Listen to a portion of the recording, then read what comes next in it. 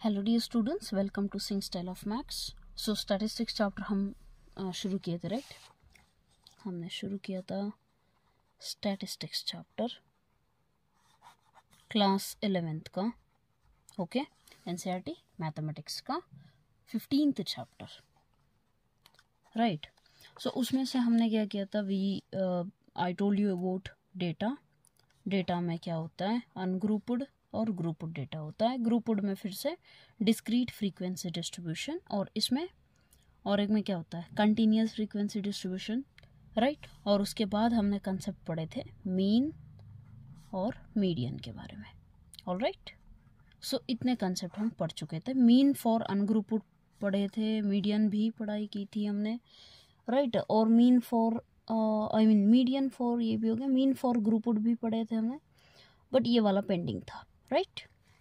ठीक है। सो जिसने भी वो लेक्चर वॉच नहीं किया है, प्लीज़ मेक श्योर दैट आप वो लेक्चर पहले वॉच करो, उसके बाद में इसको वॉच करो, क्योंकि ये उसका कंटिन्यूएशन है, तो फिर आपको कन्फ्यूजन नहीं होगी फिर, वरना फिर आप सोचोगे पता नहीं कहाँ से स्टार्ट कर लिए वगैरह वगैरह, राइट। सो हमने जो भी पढ़ाई की है, let me just recall it. Ungrouped data मतलब क्या होता है, रैंडम तरीके से जो लिखा जाता है ना, लाइक मैंने 10 स्टूडेंट्स को खड़ा कर दिया एंड आई टोल्ड कि चलो आप 10 लोग भी क्या है, अपने मार्क्स बताओ, टेस्ट में कितने मार्क्स आए हैं। सो किसी ने कुछ कहा, किसी ने कुछ कहा, राइट। सो वो सारे मैं रैंडमली लिख रही हूँ। So that is called as random में जो लिख रहे हो उसे आप क्या कहोगे, अनग्रुप्ड डेटा, जिसे आपने कोई ग्रुपिंग नहीं की है। और उसी डेटा को मैं अगर टेबुलर फॉर्म में लिखूं, इंडिविजुअल एंट्री 33 कितने लोगों ने निकाले, 2, 34 कितनों ने, 2, इस तरह से अगर मैं लिखूं टेबुलर फॉर्म में और इंडिविजुअल एंट्री, तो उसे आप कहोगे क्या, डिस्क्रीट फ्रीक्वेंसी डिस्ट्रीब्यूशन।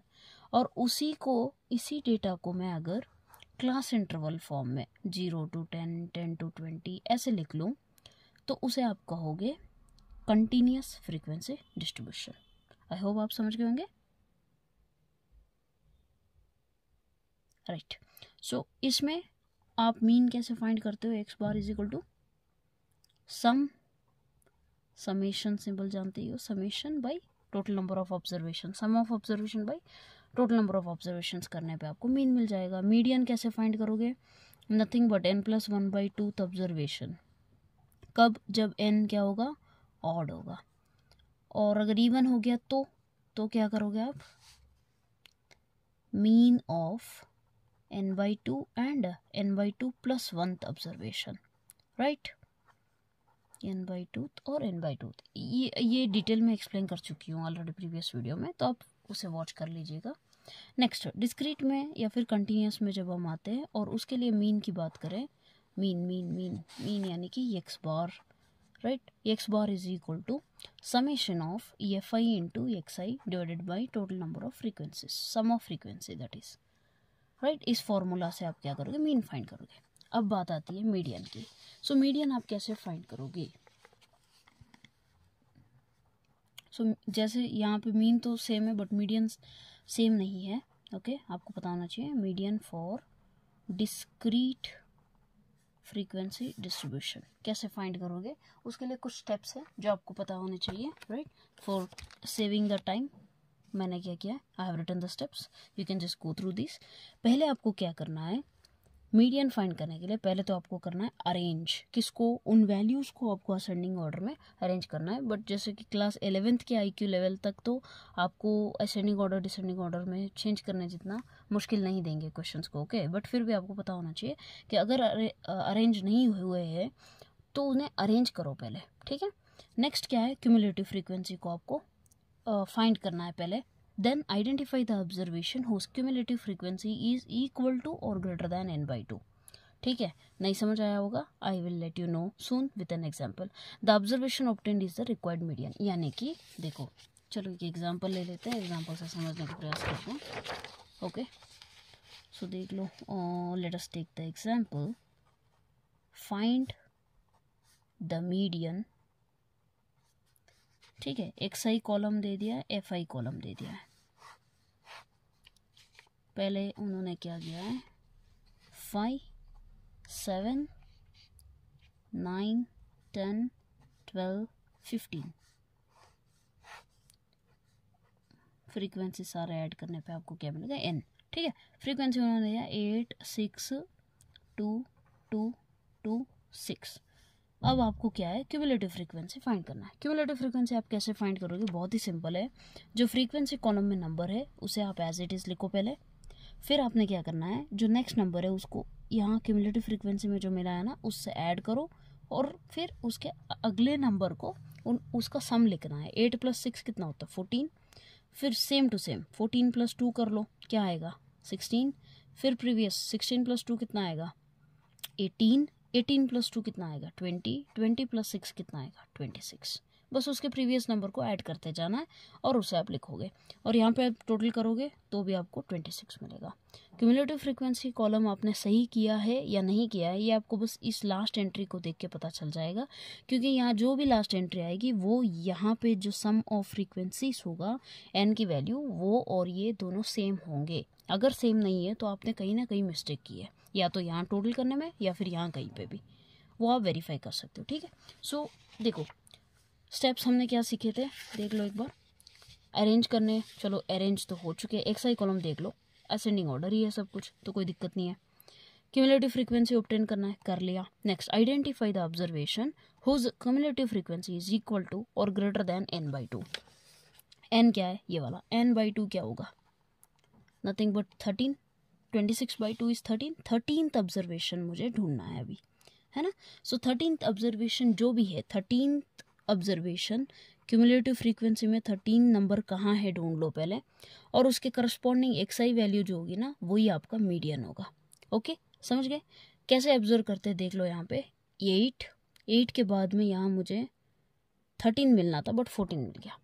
ठीक है, तो 13 नहीं मिला, उसका नेक्स्ट बड़ा नंबर कौन सा मिलता है, उसके करस्पॉन्डिंग आप एक बॉक्स ड्रा कर लो, और यहाँ पे जो XI वैल्यू है वही आपकी मीडियन होगी।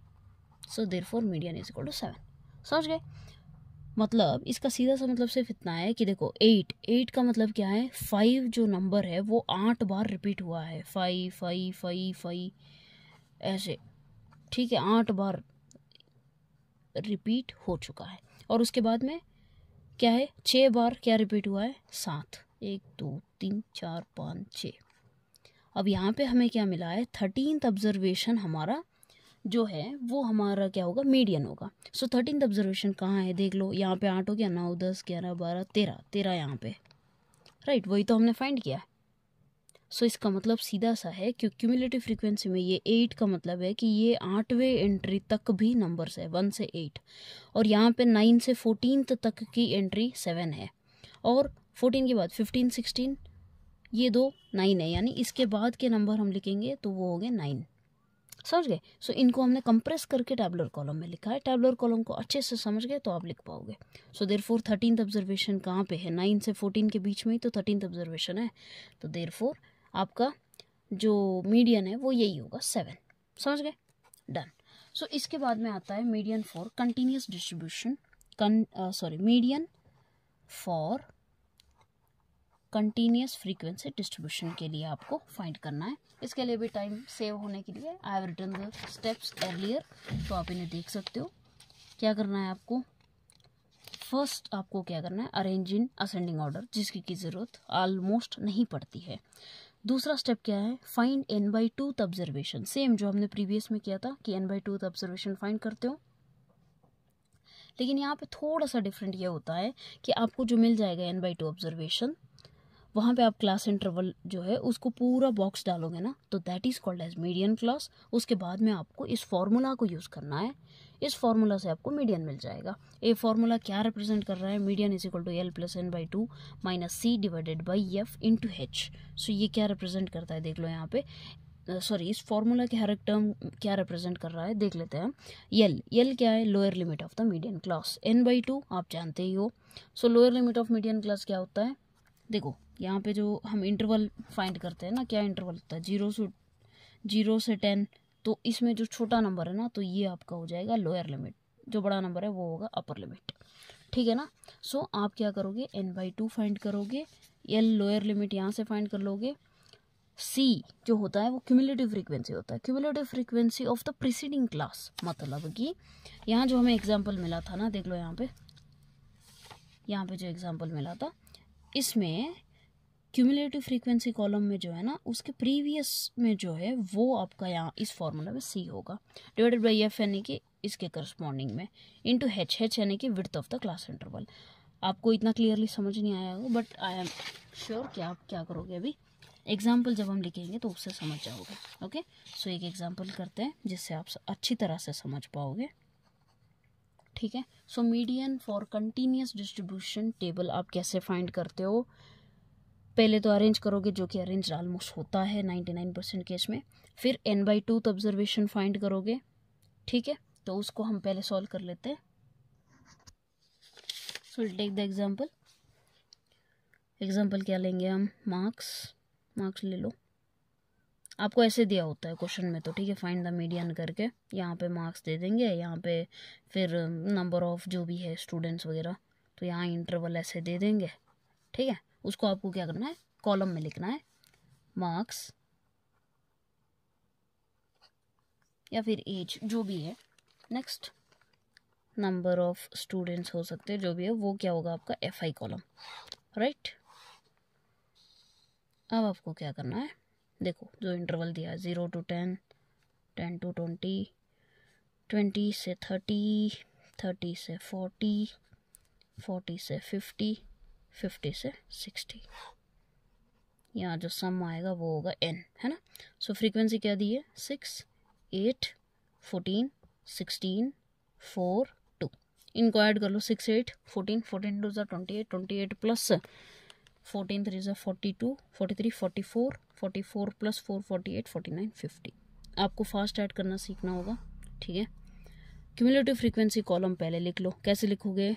6 को एज इट इज लिखो, प्रीवियस नंबर को ऐड करो, 6 + 8 14, 14 + 14 कितना होगा? 28, 16 + 28 कितना होगा? 28 + 10 38, 38 + 6 4 यानी कि 44, 44 + 4 कितना होगा? 48, 48 + 2 कितना? 50, यहाँ भी 50। तो हमने जो क्यूमुलेटिव फ्रीक्वेंसी कॉलम बनाया है वो बिल्कुल सही बनाया है। ठीक है, अब देखो, जब क्लास इंटरवल दिया होता है तो उसे हम क्या कहते हैं? Continuous frequency distribution. और ऐसे केस में अगर आपको मीडियन फाइंड करने के लिए कहा जाए तो आप कैसे करोगे? बहुत ही सिंपल है। पहले तो आपने क्या करना है, क्यूमुलेटिव फ्रीक्वेंसी कॉलम लिख लेनी है। उसके बाद में n/2 ऑब्जर्वेशन, जैसे हमने प्रीवियस में डिस्क्रीट में किया था वैसे ही n/2 ऑब्जर्वेशन कहाँ है उसे फाइंड करो, फिर बॉक्स डाल दो पहले तो। ठीक है, सो n/2 क्या होता है? n/2 इज इक्वल टू, यानी 50/2 25। 25 कहाँ है बताओ? 14 तक तो यहाँ है, फिर उसके बाद में यहाँ पे कहाँ से? 15 से 28 तक सारी की सारी एंट्री यहाँ पे, यानी कि 25 यहाँ पे। इसको आप क्या करोगे? बॉक्स डालोगे। ठीक है, सो बॉक्स डालने के बाद ये जो बॉक्स डाला है इसे आप कहोगे मीडियन क्लास। मीडियन क्लास, इसी मीडियन क्लास को यूज़ करके आप फॉर्मूला में सब्सटीट्यूट करोगे। ठीक है, सो फॉर्मूला क्या है? m = L + n/2 - c divided by, आपको अच्छे से याद रखना है कि डिवाइडेड बाई सिर्फ और सिर्फ n/2 - c के लिए है। Okay, into divided by f into h।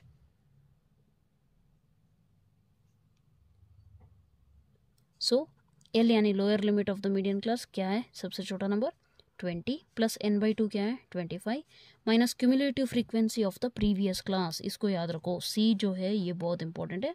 ये इसका प्रीवियस क्लास में क्या है? इसके ऊपर ये क्या है? 14, उसे लिखो डिवाइडेड बाई f, यानी इसी का f के कॉलम में 14 इंटू h क्या है? जो विड्थ है, यानी कि upper limit minus lower limit, 30 - 20 10। इसे आप जब सिंप्लीफाई करोगे, सो 25 में से 14, इस पूरे को क्या करोगे? माइनस करके सॉल्व करोगे तो कितना आएगा आपको? 7। कैसे करोगे यार? 25 में से 10 निकाल दो, सो कितना बचा? 15 बचा। 15 में से और 4 निकाल दो तो 11 बचा। 11/4 इंटू 10 कर लो। जब सॉल्व करोगे तो आपको क्या मिलेगा? Right, 20 + 7.85 that is 27.85, that is your median. ठीक है, इसी तरह से आपको क्या करना है, फाइंड करना है। और भी बहुत से एग्जांपल्स हम आगे देखेंगे। इन कंसेप्ट्स को यूज़ करके आप आगे के एक्सरसाइज को सॉल्व कर सकते हो। बट अगर ये कंसेप्ट ही ठीक नहीं है तो फिर दिक्कत हो जाएगी।